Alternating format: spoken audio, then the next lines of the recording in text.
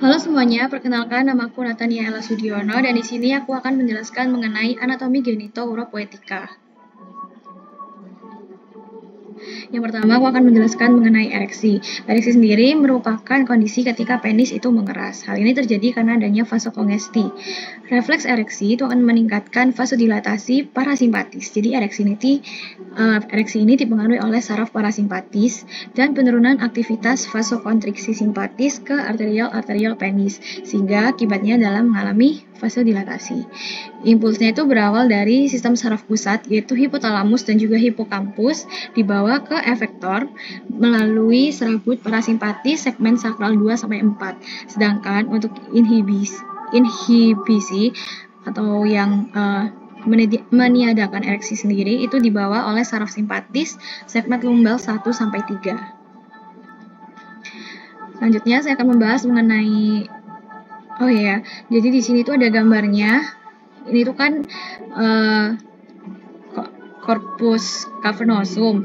Nah, corpus cavernosum ini tuh ada cavernae di sini. Nah, cavernae ini sendiri akan diisi oleh pembuluh darah. Nah, ketika akan jadi ereksi itu, pembuluh darah di sini akan makin masuk, lalu akhirnya akan membesar gitu. Lalu karena perbesaran itu nantinya akan mendesak vena-vena yang ada di sini di sekitarnya, sehingga vena yang seharusnya yang merupakan pembuluh darah balik tapi tidak bisa mengembalikan darahnya ke jantung, sehingga darah akan tetap terperangkap di vena-vena ini. Nah, karena itu juga yang membuat penis ini tetap terjadi ereksi. Ini untuk gambaran lainnya. Jadi awalnya itu kan ke arah sedikit ke bawah, tapi karena mengalami ereksi itu, maka bagian ventralnya ini akan naik. Setelah terjadi ereksi, apabila dilanjutkan akan terjadi ejakulasi. Nah, ejakulasi ini terdiri dari dua proses, yaitu emisi dan juga ekspulsi. Secara mudahnya, emisi itu merupakan proses ketika pengisian uretra dengan semen. Lalu kalau ekspulsi itu pengeluaran dari semen tersebut. Nah, di emisi dan ekspulsi ini tuh dipengaruhi oleh saraf simpatis. Jadi untuk emisi itu, impuls simpatis akan menyebabkan kontraksi otot polos, prostat, saluran, dan juga vesicula seminalis. Lalu mengalirkan semen seminalisnya menuju uretra. Lalu di sphincter leher vesika urinaria itu akan berkontraksi. Jadi di vesika urinaria itu kan ada sphincternya. Nah, sphincter ini itu akan mengalami kontraksi supaya urin itu tidak ikut keluar bersama dengan semen. Lalu untuk ekspulsi sendiri akan terjadi kontraksi ritmik otot-otot di pangkal penis, lalu pengeluaran semennya melalui orificium uretra externum. Berikut untuk gambarannya. Jadi awalnya itu kan dari testis di sini, kemudian akan mengeluarkan ke ductus deferens. Lalu ductus deferens di sini akan menggembung jadi ampula. Lalu di sini ada vesicula seminalis dan nanti akan bergabung menjadi ductus ejaculatorius. Dan di sini akan ada prostat juga. Dan mereka bertiga ini akan mengeluarkan isinya, sekretnya melalui uretra preprostatika, lalu pars prostatika, kemudian membranacea dan juga cavernosa atau spongiosa. Sampai akhirnya adalah di orificium uretra externum. Dan ketika terjadi ejakulasi ini juga akan terjadi orgasme pada pria. Untuk kelenjar-kelenjarnya sendiri, yaitu yang pertama ada vesicula seminalis, kelenjar prostat, dan juga kelenjar bulbo uretra. Nah, jadi vesicula seminalis dan juga ampula ductus deferens ini akan bergabung membentuk ductus ejaculatorius. Untuk vesicula seminalis ini akan menghasilkan asam fosfatase dan juga asam sitrat yang kemudian yang merupakan sekret bersifat alkali, sehingga akan melindungi sperma ketika berada di dalam vagina supaya tidak mati karena kondisi vagina yang sangat asam. Untuk kelenjar prostat ini, dia juga akan menghasilkan sekretnya. Kemudian untuk kelenjar bulbo-uretral atau Cowper ini akan menghasilkan sekret yang bersifat mukus dan dia itu fungsinya sebagai pelumas. Ini untuk gambar lebih jelasnya mengenai kelenjarnya. Jadi di sini tuh ini kan vesika urinaria. Nah, di bawahnya vesika urinaria itu ada prostat. Nah, ini adalah prostatnya. Lalu ini adalah kelenjar bulbo-uretral. Untuk ini adalah kelenjar vesikula seminalisnya. Jadi mereka akan bersama-sama ke uretra. Sampai akhirnya ke orificium uretra externum. Selanjutnya, saya akan menjelaskan mengenai fertilisasi sampai implantasi. Fertilisasi dan implantasi. Nah, untuk ini adalah gambaran besarnya sendiri. Jadi pertama kan ovum. Ovum itu dikeluarkan dari ovarium ke cavum peritoneae. Lalu dia harus ditangkap segera oleh fimbria dari tuba uterina. Jadi dia akan masuk ke tuba uterina. Nah, di sini akan terjadi fertilisasi di tuba uterina, lalu akan membentuk zigot, lalu akan membelah menjadi blastosis.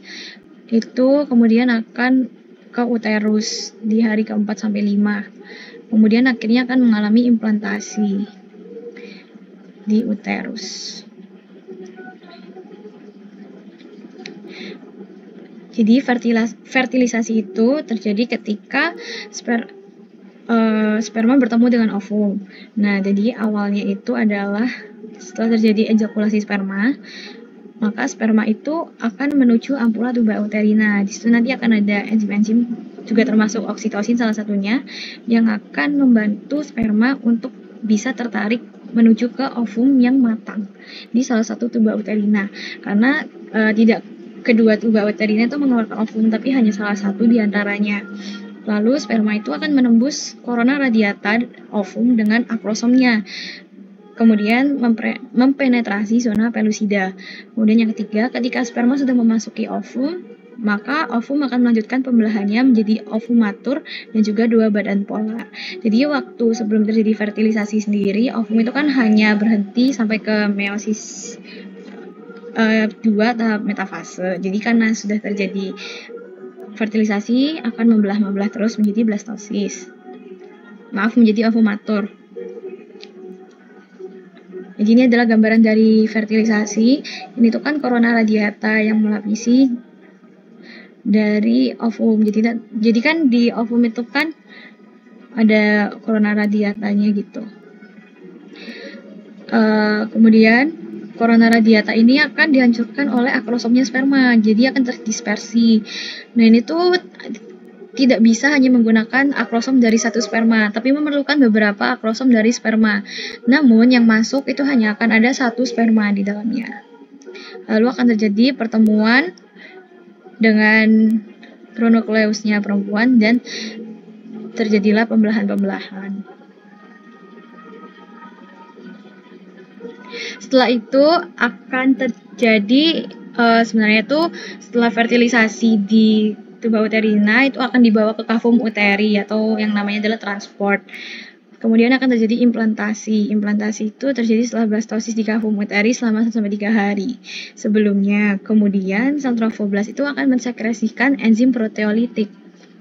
Jadi ini kan sel trofoblastnya itu dia akan menghasilkan enzim proteolitik untuk menerobos si endometrium. Jadi dia akan mendigest si endometrium itu sehingga akhirnya bisa masuk, menerobos dan menempelkan. Ini ketika implantasi terjadi, maka sel trofoblast dan lainnya akan berproliferasi dengan cepat membentuk plasenta. Jadi ini akhirnya akan membentuk plasenta.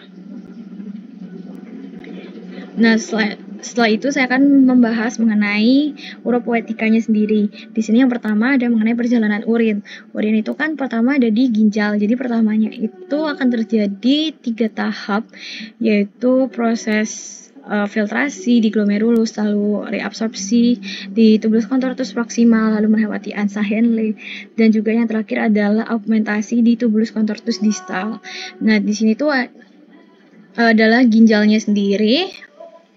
Jadi ini kan ada medula renalis atau piramida renalis dari ginjal yang mengandung nefron juga yang telah saya sebutkan tadi. Lalu di sini ada papilla renalis. Nah, di papilla renalis ini Nah, kemudian dari papilla renalis ini akan menuju ke calyx minor. Nah, dia bisa ke calyx minor itu melalui yang namanya foramina papillaria yang ada bolong-bolong di sekitar papilla renalis di sini. Lalu dari calyx minor ini akan bergabung menjadi calyx mayor. Nah, setelah dari calyx mayor ini akan menuju ke pelvis renalis dan akhirnya menuju ureter. Sini saya akan menjelaskan mengenai gambaran besarnya dulu. Jadi tadi kan sudah dari ginjal, lalu pelvis renalis, kemudian masuk ke ureter. Setelah dari ureter, ia akan menuju ke vesica urinaria sampai akhirnya menuju uretra.